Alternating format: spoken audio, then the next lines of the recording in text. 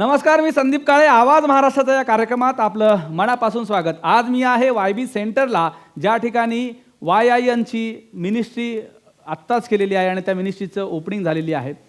सगळ्या महाराष्ट्रातून युवक या ठिकाणी आलेले आहेत आणि ते युवक आता वेगवेगळ्या खात्याचे मंत्री होऊन आपापल्या भागात काम करणार आहेत.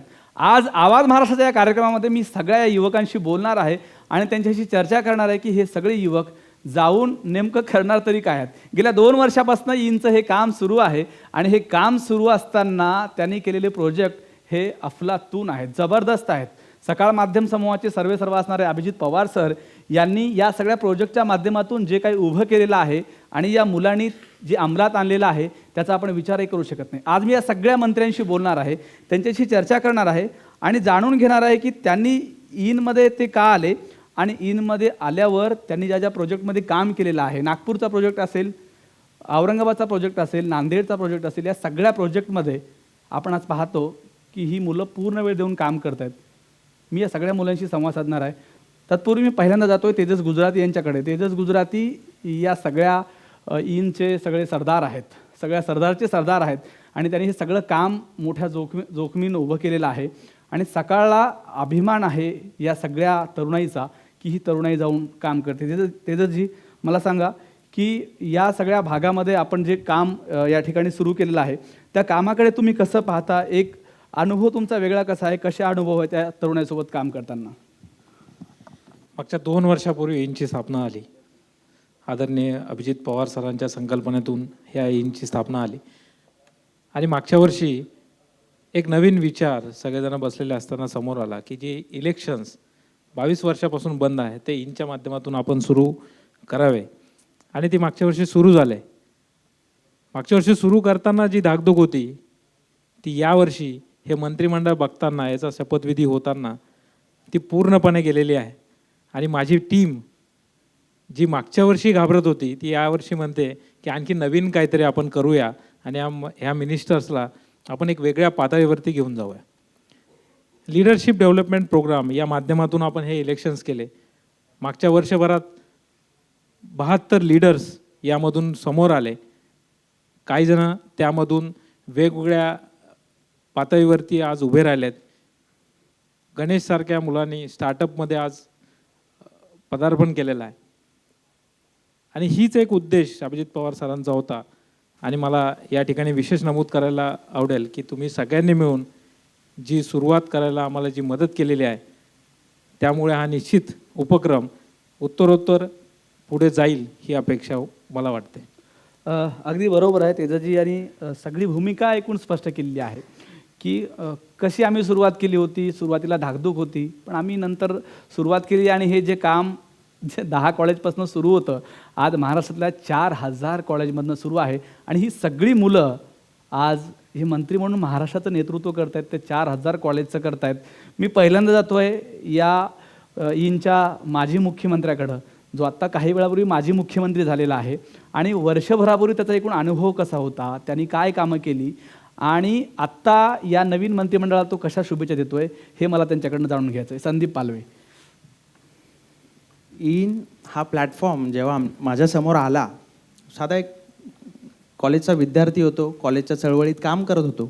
नंतर ईनचा कॉलेजचा अध्यक्ष झालो, मग मुंबईचा अध्यक्ष झालो, नंतर पूर्ण महाराष्ट्राचा मुख्यमंत्री म्हणून गेली वर्षभर ईनचं मी काम पाहतोय आणि माझं मंत्रिमंडळ तेही खूप जोराने काम करत होतं, जोमाने काम करत आहे. आम्ही इथून पुढे सुद्धा करणार आहोत, कारण की पद हे एक वेळेपुरतं होतं. आता जरी पद नसलं तरी आम्हाला पुढे जाऊन सर आम्ही तुम्हाला ग्वाही देतो की आम्ही खूप सारं काम करणार आहोत आणि जे काही ह्या वर्षीचं मंत्रिमंडळ आहे ते पण खूप असंच चांगलं काम करत राहू, कारण की फक्त आपल्याला पदासाठी काम न करता आपल्याला स्वतःसाठी, आपल्या विद्यार्थ्यांसाठी आणि आपल्या समाजासाठी काम करायचं आहे. एवढंच मी बोलतो सर. संदीपने अगदी स्पष्टपणे भूमिका मांडली आहे की पदासाठी काम नाही तर आपण सगळ्यांना सोबत घेऊन काहीतरी काम उभं करायचं आहे. हा दृष्टिकोन ठेवून जी भूमिका अभिजित पवार सरांनी काल मांडली तीच भूमिका आज संदीप पालवे जो माजी मुख्यमंत्री होता यांचे त्यांनी मांडलेली आहे. माजी मुख्यमंत्र्याच्या बाजूला आत्ताचे आजी मुख्यमंत्री आहेत, त्यांना मी विचारणार आहे की त्यांना शुभेच्छा देत मला विचारायचं आहे की त्यांना नेमकं या इनमधनं काय अभिप्रेत आहे. आत्ताच त्यांनी शपथ घेतलेली आहे अंकितनी, आणि अंकितला नेमकं काय अपेक्षित आहे या सगळ्या मंत्र्याकडनं कामाच्या दृष्टिकोनातून. तू काय सांगशील अंकित, तुझा कसा काय अनुभव आहे, कशा प्रकारचा आनंद व्यक्त तू या निमित्ताने करशील? नमस्कार. आज खरोखर खूप आनंद होतो की अवघा महाराष्ट्र याचं लक्ष ठेवून असलेली निवडणूक आज इथं पार पडली आणि या महाराष्ट्राचा मुख्यमंत्री होण्याचा कार्यक्रम आज या ठिकाणी शपथविधी सोहळा पार पडलेला आहे. मी असं म्हणेन की मी फक्त एकटाच मुख्यमंत्री झालो नाही, तर महाराष्ट्रातून आलेले सर्व विद्यार्थी हे सर्वच मुख्यमंत्रीपदाचे दावेदार आहेत.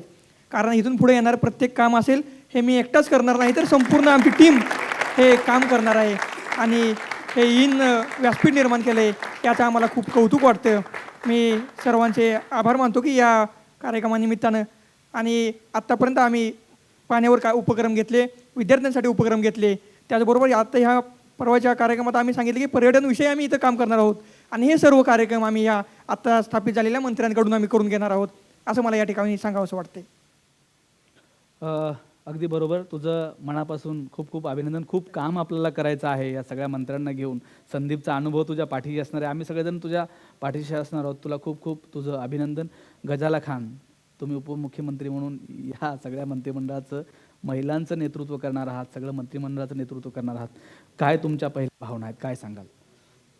सबसे पहले तो जितना भी यहाँ पे मिनिस्ट्री फॉर्म हुई है और बाकी सारे जितने भी प्रेसिडेंट्स हैं, मैं उनका दिल से शुक्रिया मानूंगी. थैंक यू सो मच कि आप सब ने इलेक्ट करके मुझे उप मुख्यमंत्री बनाया.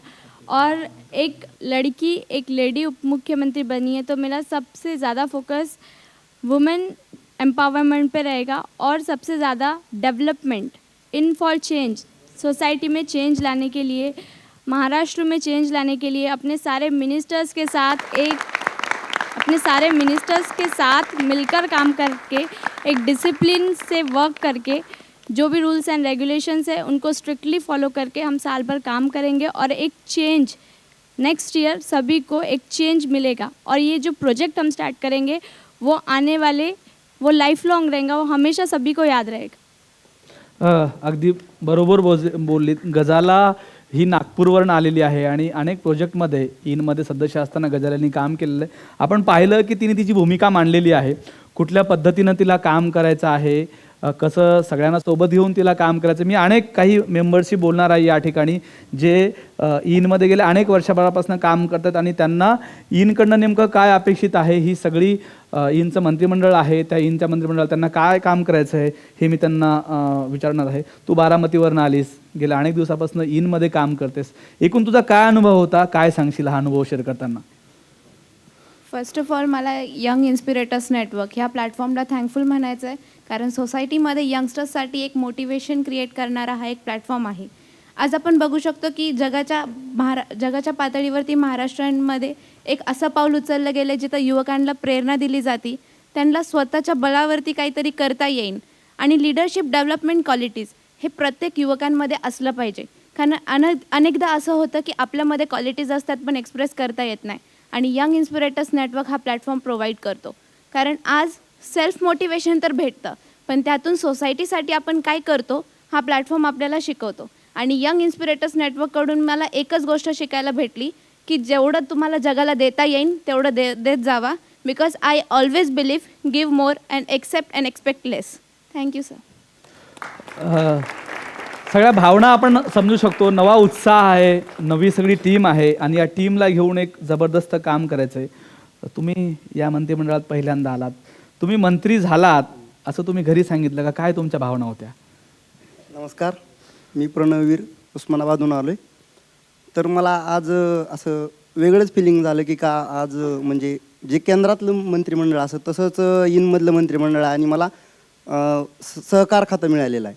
तर मी सांगू इच्छितो की उस्मानाबादमध्ये जेवढे सहकार कारखाने आहेत, दूध व्यवसाय आहेत, अर्थात बँक पण आहेत, या सर्वांशी जे बोगस कारभार चालतात त्याच्याशी मी झटेन, त्याच्याशी मी दोन तोंड करून मी मात करेल त्यांच्या सगळ्या संकटांचा. आणि धन्यवाद. आपण पाहिलं की ही सगळी कॉलेजचं नेतृत्व करणारी मुलं होती. पहिल्यांदा ही सगळी मुलं कॉलेजचे अध्यक्ष झाली, मग जिल्ह्याचा अध्यक्ष झाली आणि त्यानंतर यांनी महाराष्ट्रातल्या अनेक वेगवेगळ्या प्रोजेक्टवर काम केलं आज या ठिकाणी मंत्रिमंडळाची घोषणा झाली आणि त्या मंत्रिमंडळामध्ये अनेकांना मंत्रिपद मिळालेलं आहे. पाहूया ही सगळी मंत्री आता काय काम करतात. तू क्रीडा मंत्री आहेस, कुठल्या जिल्ह्याचं प्रतिनिधित्व करतेस आणि तुझ्या एकूण सगळा काय अनुभव आहे, कसा सांगशील? नमस्कार, मी तेजस्विनी पाटील. मी सांगली जिल्ह्याचं प्रतिनिधित्व करते आणि मला क्रीडा मंत्री हे मंत्रीपद मिळाले. मला आनंद झाला की मी एक स्पोर्ट्स पर्सन आहे आणि मला मंत्री करण्यात आलं. मला म्हणजे माहिती आहे की काय नक्की मिळालं, काय क्रीडा क्षेत्रामध्ये नक्की काय करायची गरज आहे, ह्या गोष्टी मला माहीत असल्यामुळे नक्कीच मी या क्षेत्रात काहीतरी पाऊल उचलेन आणि माझ्या टीमसोबत मी नक्कीच काम करून पुढच्या वर्षीपर्यंत तुम्हाला आमच्या टीमकडून रिझल्ट नक्कीच मिळेल. थँक्यू. आपण बघतोय की एक वेगळा उत्साह सगळ्या मुलीमध्ये आहे. तू मराठवाड्यामधनं आलास, मूळचा तिकडला नांदेड तामशाचा आहेस, मला माहिती आहे.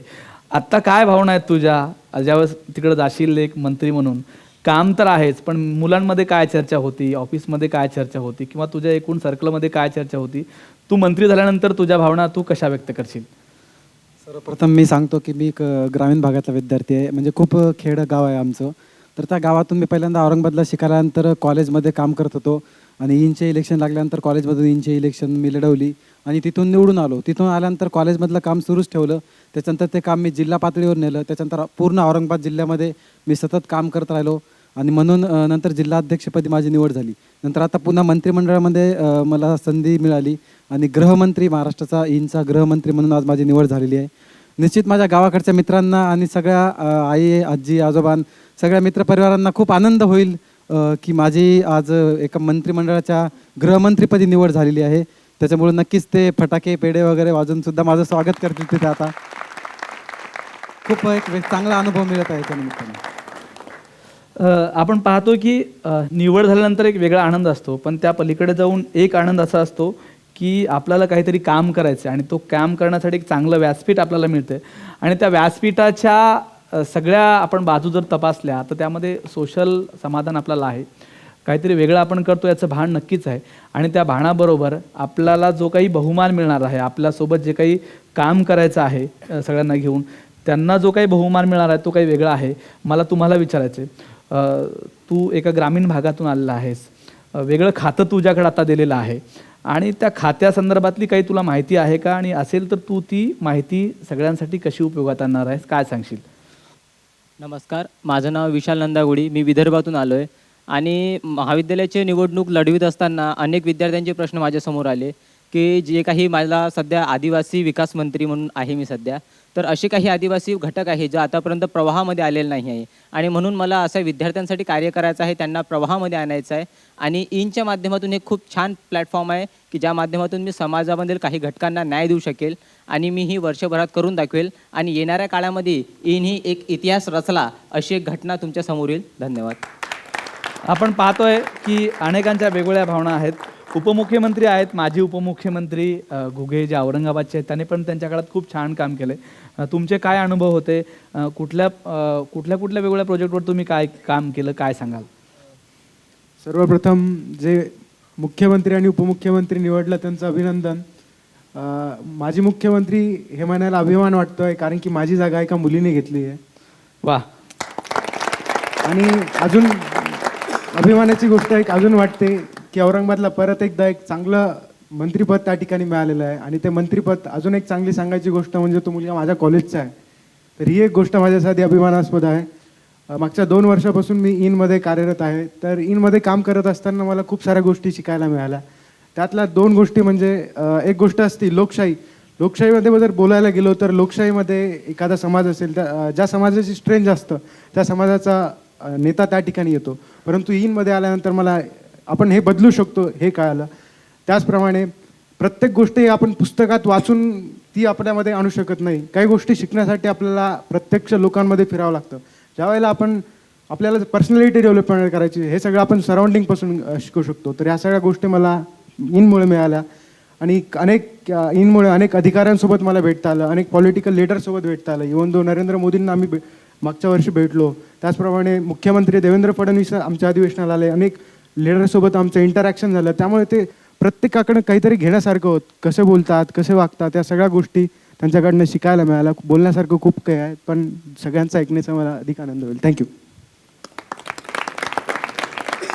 आपण बघितलं की वेगवेगळे अनुभव आहेत. लातूरवरनं एक माजी मंत्री आहेत, तिनं पण खूप छान काम केलं आहे. तू तुझ्या एकूण कामाबद्दल काय शेअर करशील? तुझं नाव आणि तुझ्याकडे काय मंत्रीपद होतं ते जरा सांगशील. नमस्कार, मी स्वाती तेलंग, लातूरवरनं. गेल्या वर्षी माझ्याकडे जलसंधारण व रोजगार हमी मंत्रीपद होतं. गेल्या वर्षी दुष्काळाचं सावट लातूरवर दुष्काळाचं खूप मोठं सावट होतं. त्याला टँकरने पाणी पुरवठा केला आणि त्याच्याबद्दल जो ज्वलंत प्रश्न होता दुष्काळ, हा प्रश्न आम्ही प्रत्येक मंत्र्यांसमोर मांडला.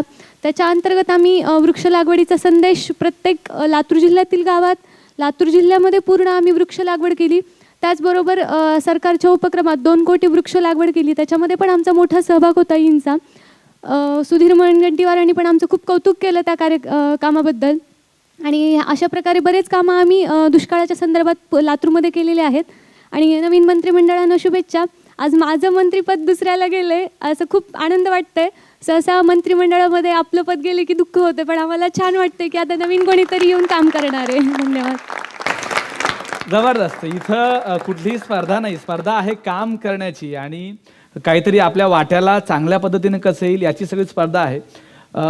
जे नवीन आहेत त्यांनाही आनंद आहे, कारण ते पुढे काम करणार आहेत. आणि जे जुने आहेत त्यांनाही आनंद आहे की आपल्याला सोबत काम करायचं आहे. आवाज महाराष्ट्राच्या या कार्यक्रमामध्ये आपण या सगळ्या तरुणांशी अशीच चर्चा करूया. आता घेतो मी छोटासा ब्रेक. तुम्ही पाहत राहा आवाज महाराष्ट्राचा.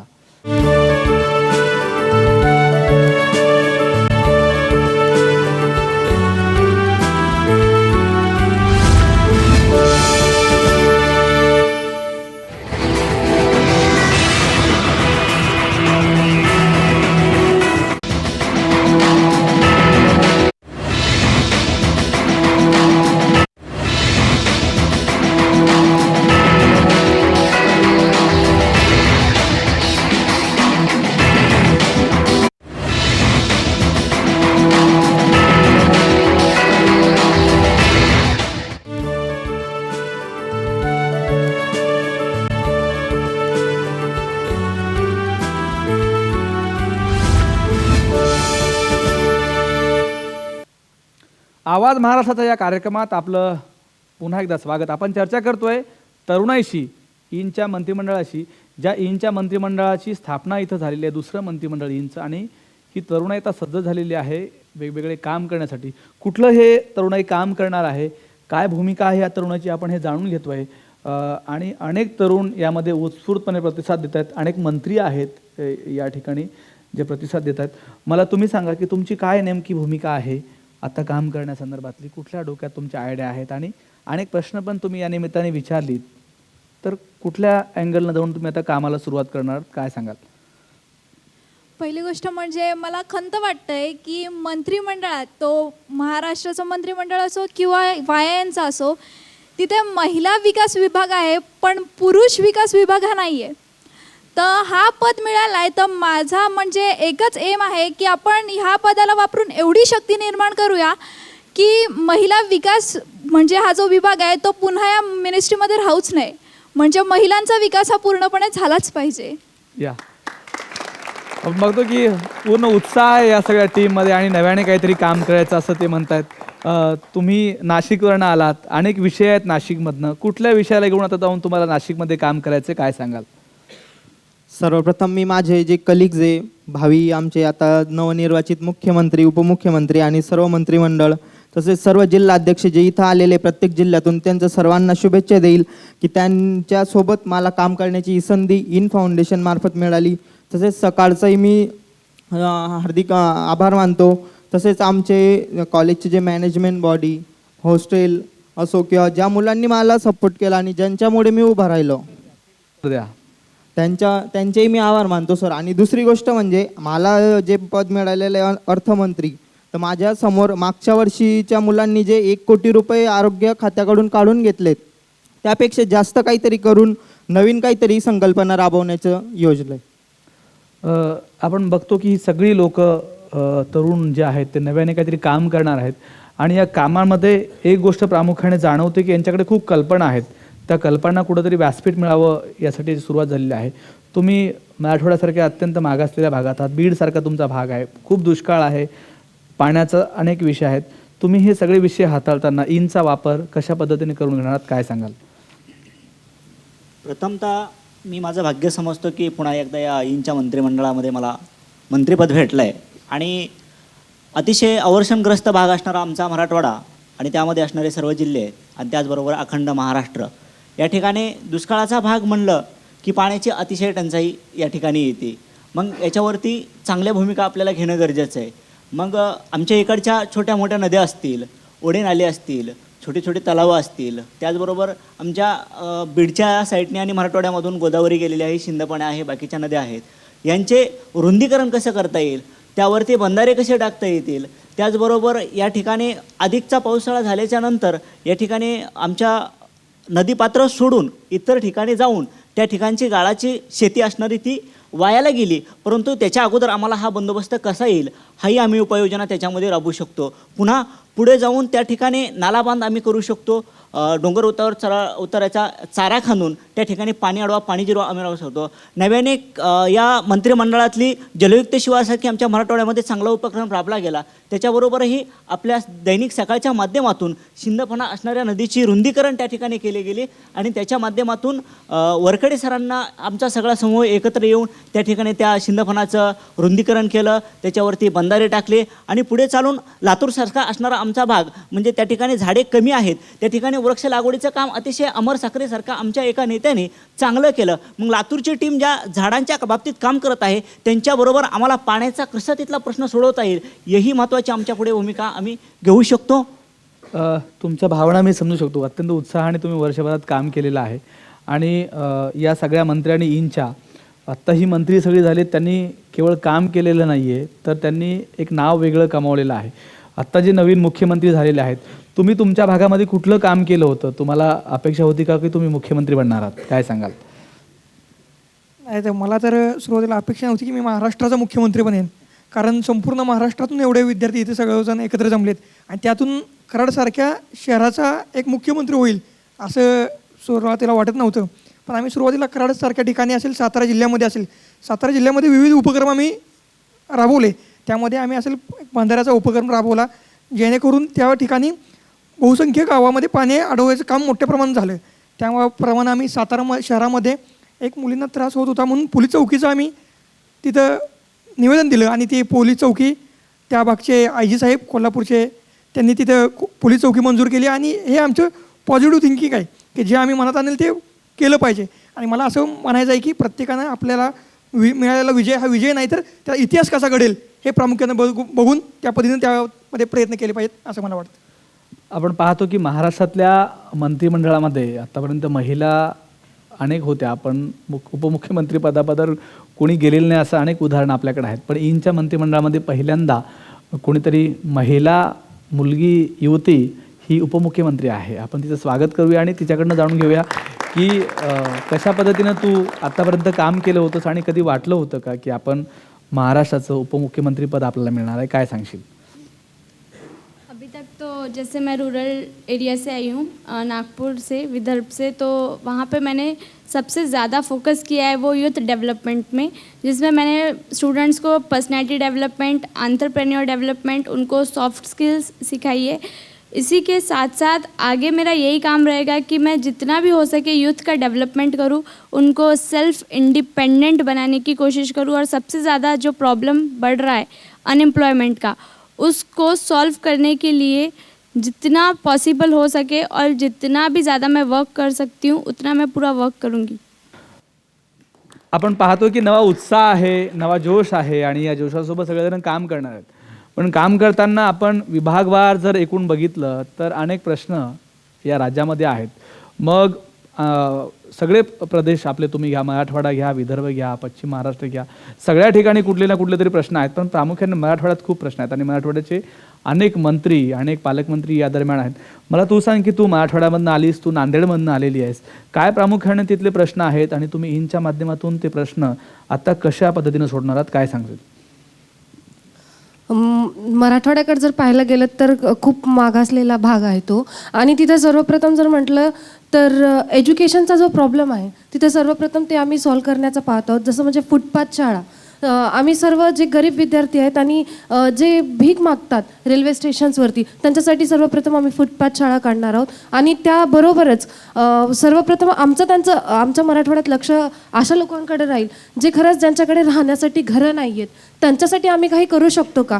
असे काही लोक आहेत मराठवाड्यात ज्यांच्याकडे टॅलेंट खूप आहे, पण त्यांना कोणतंही स्टेज मिळत नाही, त्यांना अजून कोणतीही संधी मिळालेली नाही. तर तशा लोकांना आम्ही इनपर्यंत आणू. तर फक्त एज्युकेशनच्या माध्यमाने नाही, तर एक अशा नेतृत्वाच्या माध्यमाने जिथं त्यांना हा असा फोरम, असा स्टेज मिळेल जिथून ते स्वतःला रिप्रेझेंट करतील. आणि फक्त एज्युकेशन बॅकग्राऊंडच नाही, पण सोशली स्वतःला किती डेव्हलप करता येतं आणि स्वतःला सोशली डेव्हलप करून सुद्धा एक स्वतःचं फोरम, एक स्वतःचा आयडिया आणि एक बेसिक कन्सेप्ट मांडता येतील. थँक्यू.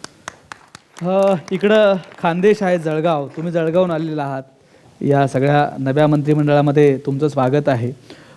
तुमच्याकडं जे कुठलं मंत्रिपद मिळालं असेल तर तुम्ही तुमच्या भागातला विकास यांच्या माध्यमातून कसा करणार आहात, काय सांगाल? स्टुडंट म्हणून प्रश्न बघायला गेलो तर विद्यार्थ्यांना येणारे शिष्यवृत्तीसाठी अडचणी असतील. थोडं कॉलेजच्या बाहेर आल्यावर आपल्याला जे दिसतं की बुवा सामाजिक कार्य राबवले जातात, पण ते नुसतं त्या दिवसापुरतं त्याला महत्त्व दिलं न जाता ते कार्यक्रम असे राबवले गेले पाहिजेत, ते जास्तीत जास्त दिवस ते टिकले पाहिजेत. ते कार्यक्रम नुसते म्हणजे एका दिवसासाठी ते लिमिटेड नको, तर जास्तीत जास्त ते टिकले पाहिजेत. तर असे कार्यक्रम आम्ही घेऊ आणि विद्यार्थ्यांचे प्रश्न सोडवायचा पूर्णपणे प्रयत्न करू. वृक्षारोपण आणि भविष्यात ATBD any time blood donor हे जिल्ह्यात संकल्पना आम्ही राबवणार आहोत आणि ती पूर्ण जळगाव जिल्ह्यासाठी लागू केली जाईल. आणि प्रत्येकासाठी रक्तदान हे प्रत्येकाला व्हॉट्सॲपद्वारे तो ग्रुप राहणार आहे आणि त्याच्या माध्यमातून प्रत्येकाला रक्तदाता हा मिळत जाईल.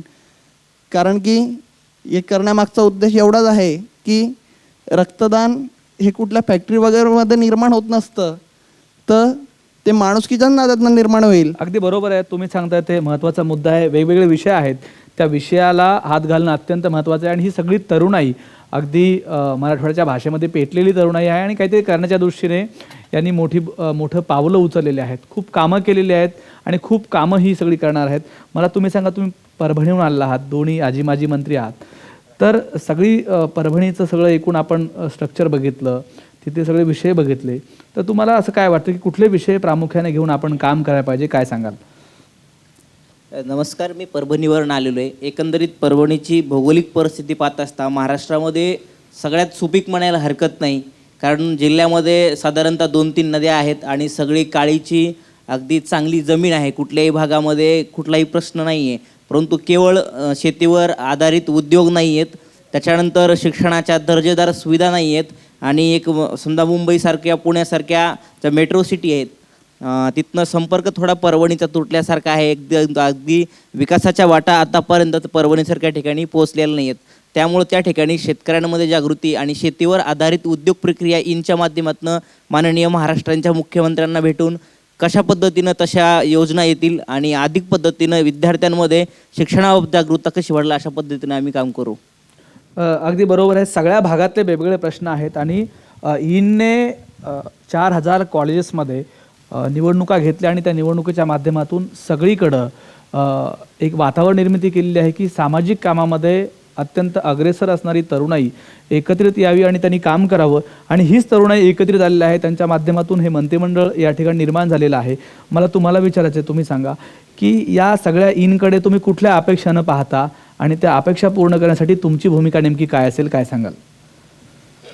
नमस्कार, मी पुण्याहून आलो आहे. माझं नाव योगेश जाधव आणि आत्ताच मला शिक्षण मंत्रिपद मिळालेलं आहे. तर ईनकडून माझ्या अपेक्षा काय असतील, तर जे आत्ता मंत्रिपद झालेलं आहे त्यांनी सगळ्यांनी समन्वयाने आणि एकमेकांच्या समजुतीने कारभार करावा. आणि दुसरी गोष्ट, जे आत्ता काही ग्राउंड लेवलवरती किंवा ग्राउंड झिरो रिपोर्ट जो म्हणतो त्या पद्धतीने काम करावं. आणि जर माझ्या खात्याचं म्हणायला झालं तर मी थोडेसे स्टॅटिस्टिक्स देतो, थोडं स्टॅटबद्दल बोलेन की जे काही आता शिक्षण विभागामध्ये बघायला गेलो तर पहिली गोष्ट म्हणजे मी जेव्हा लहान होतो तेव्हा दप्तराचं ओझं खूप असायचं आणि 10 वर्ष झाली तरी आत्ता तसंच आहे. तर डिजिटल इंडियाच्या माध्यमातून त्याचं डिजिटलायझेशन कसं करता येईल हा पहिला मुद्दा आहे. दुसरा मुद्दा म्हणजे व्यावसायिक शिक्षण. आपल्याकडे व्यावसायिक शिक्षणाचे काही प्रकार आहेत आणि काही प्रकारे दिलं जातं, परंतु ते वाढवता कसं येईल आणि त्याचा प्रसार जो आहे तो जास्तीत जास्त कसा करता येईल. आणि तिसरी गोष्ट, काल अभिजित पवार सरांनी सांगितल्याप्रमाणे एक प्रोजेक्ट घ्यायला लावला होता सगळ्यांना. तो प्रोजेक्ट म्हणजे आपल्या कॉलेजेसमध्ये किंवा शाळांमध्ये बघायला गेलं तर जी काही स्वच्छतागृह आहेत ती एकतर चांगल्या अवस्थेत नाहीत आणि काही ठिकाणी नाहीत. मी पुण्यातून आलो, पुण्यातील काही नामांकित कॉलेज जरी घेतले तरी त्यांच्याकडे स्वच्छतागृहांची अवस्था ही खूपच खराब आहे. तर याबद्दल काही काम करायचं मानस आहे. धन्यवाद. आपण बघितलं की नवीन काम काहीतरी उभं करण्याच्या दृष्टीने ही सगळी तरुणाई काम करते. तुम्ही सुद्धा या मंत्रिमंडळामध्ये आहात, एक नवीन खातं तुमच्याकडे दिलेलं आहे. एक जबाबदारी म्हणून तुम्ही या खात्याकडे कसं पाहता, किंवा एकूणच आपल्या सगळ्या सहकार्याबरोबर तुम्हाला काम करायचं आहे, तर कुठल्या तुमच्या मनात भावना आहेत की आता सुरुवात मी कशी करू? My name is Hemant Rajas. Of course, it is a very huge responsibility. I will try my level best work. अगोदर फक्त मी पिंपरी चिंचवडचं अध्यक्ष होतो, पण आता माझ्याकडे पुणे महाराष्ट्राला, तर पुणे महाराष्ट्रात जेवढे इन मेंबर्स आहेत आता सगळं ते माझ्यासोबत आहेत, तर घाबरण्याची काय गरजच नाही. मराठी थोडी वीक आहे, मला माफ करा. And for working with parliamentary affairs I don't know much about it, but the things which I have left alone, मतलब जो पहले मैं आधे में छोड़ चुका था, पहले मैं वो प्रोजेक्ट्स पूरे करूँगा. Because of my examinations I have pause two things. तो वो प्रोजेक्ट जैसे ही खत्म होंगे इमीडिएटली मैं दूसरे कामों पर भी काम करूँगा. थँक्यू. आपण बघतोय की अनेक विषय डोक्यामध्ये आहेत, त्याची सुरुवात करायची आहे. ईनने एक चांगला व्यासपीठ या निमित्ताने दिलेला आहे आणि त्या व्यासपीठाचा उपयोग कशा अर्थाने आपल्याला करता येईल यासाठी ही सगळी तरुणाई या ठिकाणी जमलेली आहे. आणि या तरुणाईच्या उत्साहाकडे बघितलं तर एक गोष्ट निश्चितच लक्षात येते. बाबा आमटे सांगायचे की हात लगे निर्माण में, नहीं मागणे नहीं मारणे. ही सगळी तरुणाई काहीतरी करण्याच्या दृष्टीनं एकत्रित आलेली आहे. आणि मला निश्चित खात्री आहे की गेल्या वर्षी जे काम या तरुणांनी उभं केलेलं आहे ते खूप जबरदस्त आहे, अफलातून आहे. त्या कामाचं मोल किंवा त्या कामाची तुलना कशामध्ये होऊ शकत नाही, असं हे सगळं काम आहे. परत आपण एकदा या तरुणाशी संवाद साधणार आहोत. आता मी एक छोटासा ब्रेक घेणार आहे. तुम्ही पाहत राहा आवाज महाराष्ट्राचा.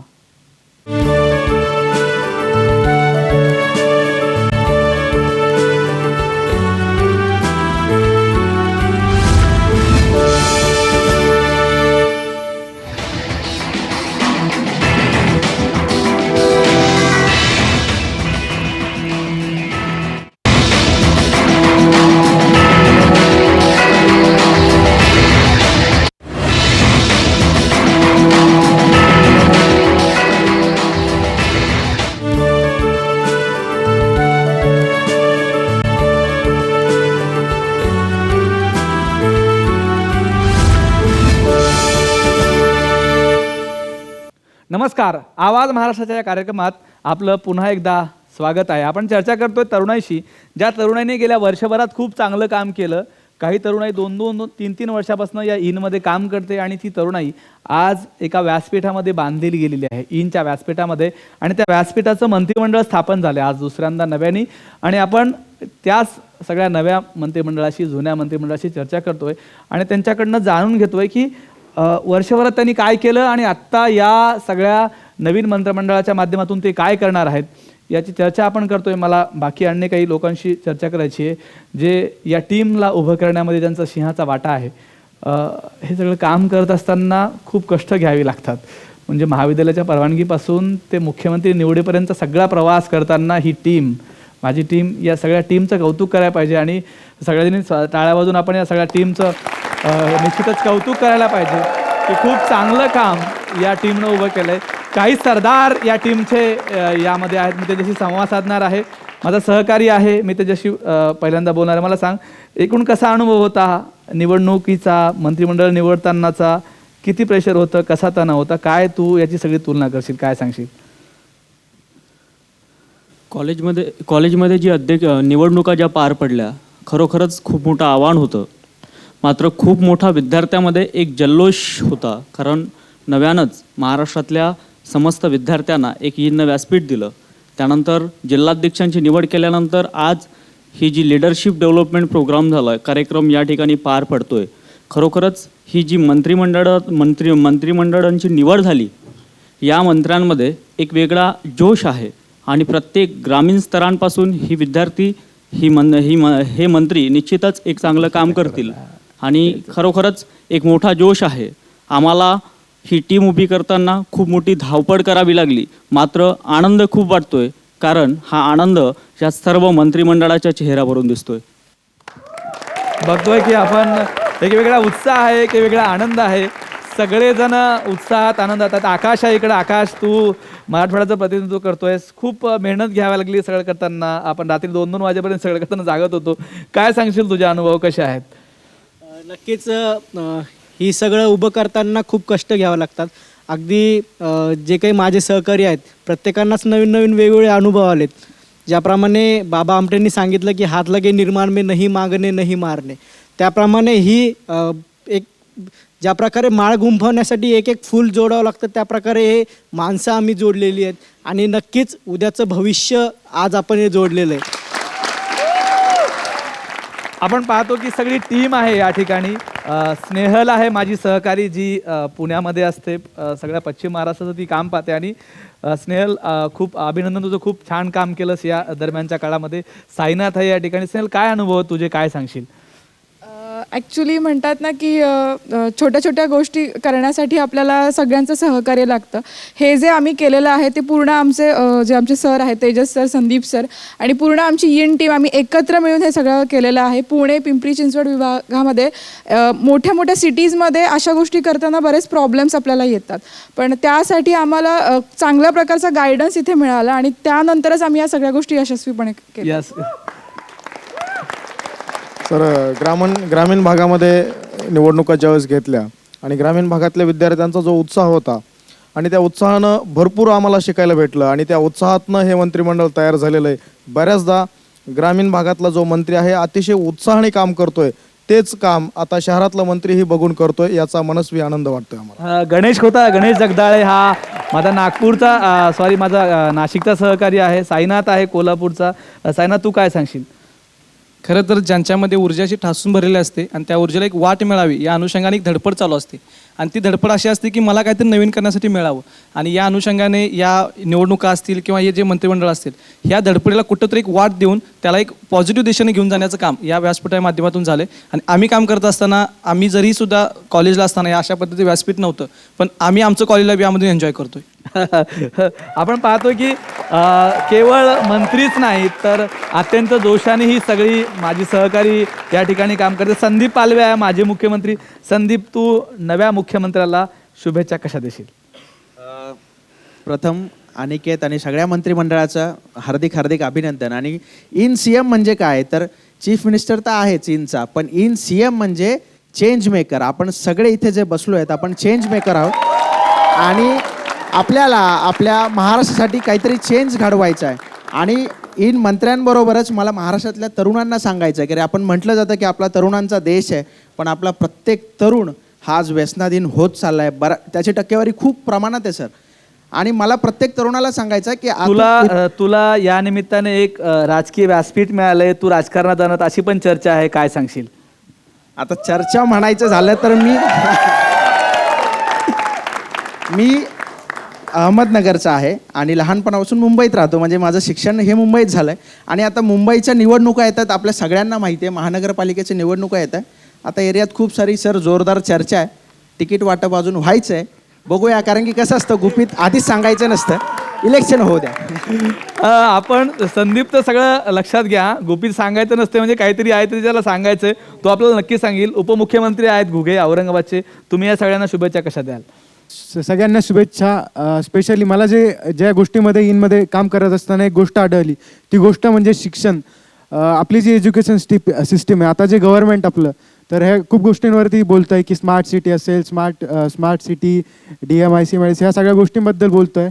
परंतु हे करत असताना मला एक सांगावंसं वाटतं की हे आपल्याला करायचं आहे, परंतु हे करत असताना आपण हे केल्यानंतर मुलं तितकी कॅपेबल आहेत का, हे सगळं मुलं बेअर करू शकतात का, आपली एज्युकेशन सिस्टीम तशी आहेत का, त्या एज्युकेशन सिस्टीममध्ये आपल्याला कसे चेंज करावे लागतील, कसे चेंज केल्यानंतर मुलांना त्या स्किल्स डेव्हलप होतील. आपण आज स्कीम करतोय, वेगवेगळ्या स्कीम निर्माण करतोय, तयार करतोय, परंतु त्या स्कीमचा खरं फायदा होतोय का? नुसतं स्कीम हे करून होणार नाही, तर एज्युकेशन सिस्टीमवर जास्त लक्ष द्यायला पाहिजे आणि त्यावरती काम करावं ही माझी विनंती आहे. थँक्यू. आपण बघितलं की खूप आव्हाने आहेत आणि त्या आव्हानाला आपल्याला जोडून कामं करायची आहेत. अनेकांना मला चर्चा करायची आहे. खरं तर सगळ्यांना बोलायचं आहे, सगळ्यांना काहीतरी सांगायचं आहे, तुम्हाला काहीतरी बोलायचं. तुम्ही काय सांगाल? सर, माझं नाव भूषण बादड, मी बुलढाण्याहून आलेलो आहे. माझ्याकडे जलसंपदा मंत्री पद आहे. तर सर, मी एका शेतकऱ्याचा मुलगा आहे आणि आधीपासूनच, म्हणजे आत्ताच नाही, आधीपासूनच शेतकऱ्यासाठी काही करण्याची इच्छा होती. आणि आता मार्फत मला हे पद मिळालं तर मी प्रत्यक्षात करू शकेल. आणि माझी इच्छा आहे की ग्रामीण भागातील शेतकऱ्यांना सरकारच्या ज्या 3 योजना आहेत, संधारण योजना, शेतामध्ये अनेक शेतीमध्ये आपल्याला योजना नेऊन पोहोचायच्या सुरुवात आहे. आपण चांगल्या पद्धतीनं सुरुवात करायला असे सांगतो. तुम्ही जळगावहून आलेले आहात, एक चांगलं मंत्रिपद तुम्हाला मिळालेलं आहे. काय भावना आहेत तुमच्या? कशा पद्धतीनं तुम्हाला काम करायचं आहे, काय सांगाल? मला या ठिकाणी जिनमध्ये कृषी मंत्रिपद मिळालेलं आहे. सर्वप्रथम महाराष्ट्र हा सतत दुष्काळामध्ये वावरत असता कारणांना शेतकऱ्यांना आत्महत्येचं प्रमाण कुठेतरी कमी व्हावं, शासनाच्या ज्या काही योजना आहेत त्याची अंमलबजावणी व्हायला हवी.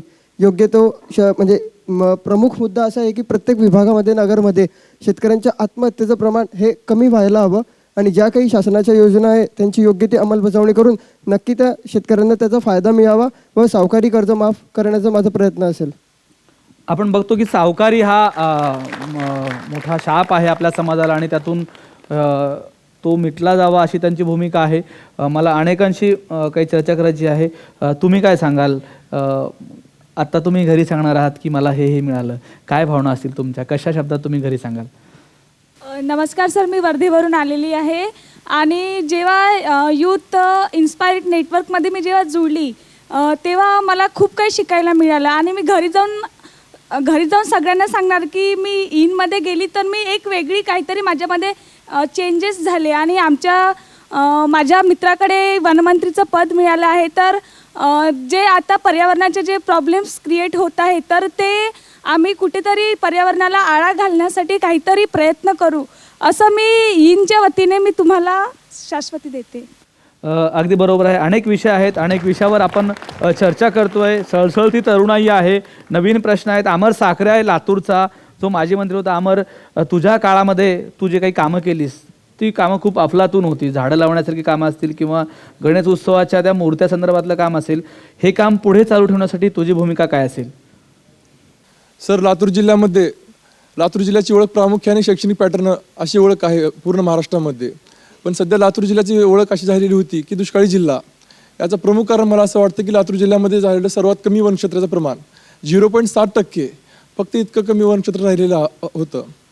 मग मागच्या 2 वर्षापासून आम्ही असं ठरवलं की आपण हे वनक्षेत्र वाढवू शकतो. मग आम्ही एक टीम तयार केली. पुन्हा इंची एक टीम आहे, पण वसुंधरा प्रशासन म्हणून आम्ही लातूरमध्ये एक सामाजिक संस्था आहे.